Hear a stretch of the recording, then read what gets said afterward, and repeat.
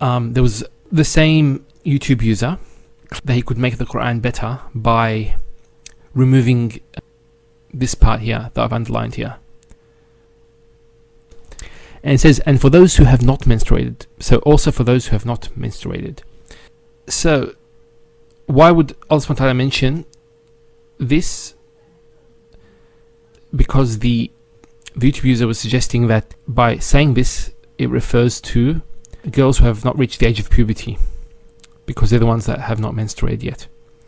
However, we know that there are conditions with women where the menstrual cycle can stop for longer than 3 months. There's actually a condition called with this name. I can't pronounce it, but you can look it up. And this condition has been around. It's mentioned in the books of Islamic law. So it's not something that's new. It's always existed. So yeah, I think that should be sufficient to answer the criticism. LearnQuranicArabic said that the latter part of this verse applies to women who have not gone through their menopause, but their periods have stopped for some other reason, such as amenorrhœa. Amenorrhœa can be caused by a number of things, including ischemia disorders, which is a lack of blood flow to certain areas of the body, Perrault syndrome, gonadotropin-resistant ovary syndrome, autoimmune premature ovarian failure, starvation, excessive exercise, depression, psychological stress, Crohn's disease, cystic fibrosis, sickle cell disease, renal disease, thyroid disease, diabetes, slow-growing tumours. So, there are a number of cases where a woman can cease to have periods early in life. Her menstrual cycles may or may not resume later on. In cases where they do not resume, this is called premature menopause. In many cases, women would have stopped having periods and there would be no way to know whether it was temporary, amenorrhœa, or permanent, premature menopause. The reason for this verse was to delay a divorce until after it had been established the wife is not pregnant. If she were to have sex with a new husband too soon after having sex with a previous husband, it might lead to complications determining paternity. So, either 3 months or 3 menstrual cycles were determined to be safe. So let's say we have the following groups. A. Those who despair of menses. B. Those who have no menses. And C. Those who have regular menses. And the following scenarios. 1. Someone having regular periods. 2. An elderly woman who has gone through menopause. 3. A middle-aged woman who is experiencing amenorrhœa that will eventually result in premature menopause. 4. A middle-aged woman who is experiencing amenorrhœa who will recover in the future and resume menstrual cycles. And 5. A young girl who has not yet had a period. The first case is simple. She waits for 3 menstrual cycles. The elderly lady comes under the category those who despair of menses. She must wait 3 months. The first amenorrhœa sufferer comes under the same category because her periods have stopped and she has no idea if they will resume. She must wait 3 months. The second amenorrhœa sufferer comes under the same category because her periods have stopped and she also has no idea if they will resume. She must wait 3 months.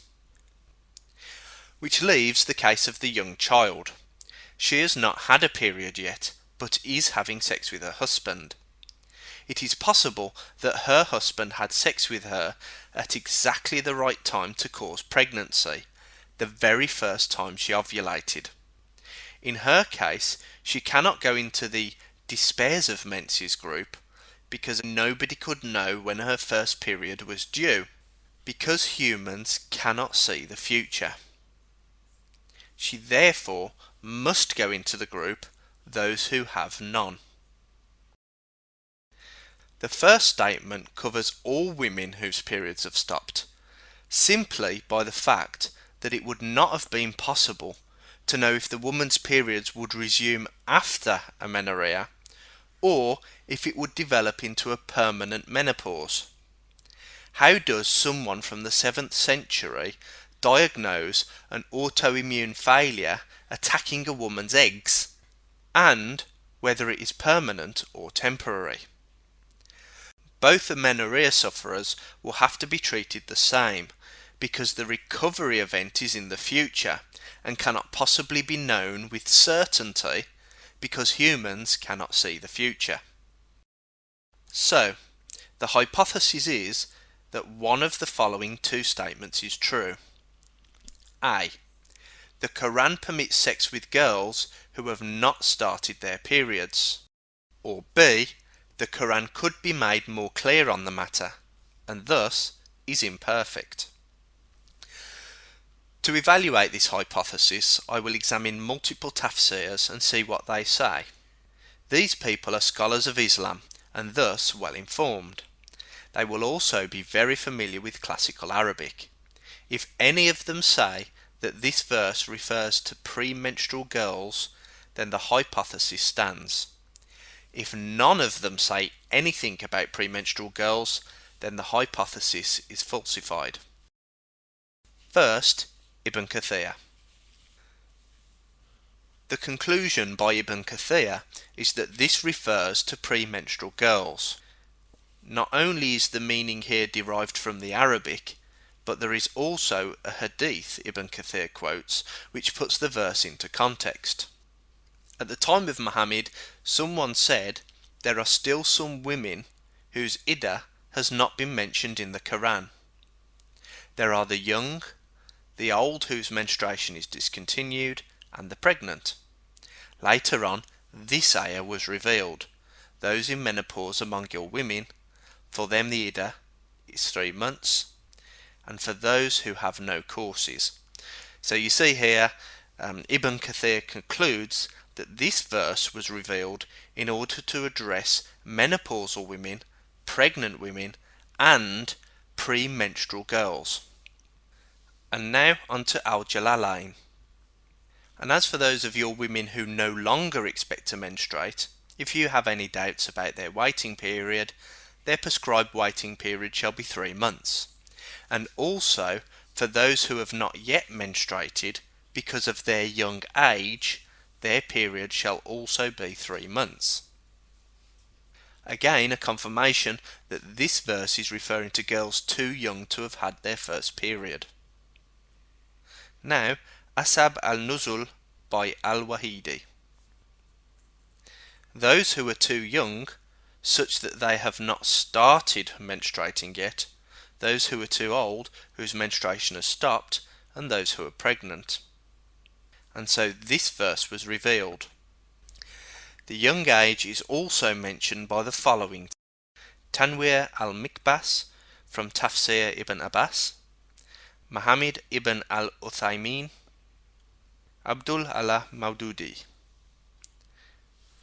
All of these Islamic scholars clearly take this verse to mean that sex with premenstrual girls is permissible. The hypothesis therefore stands.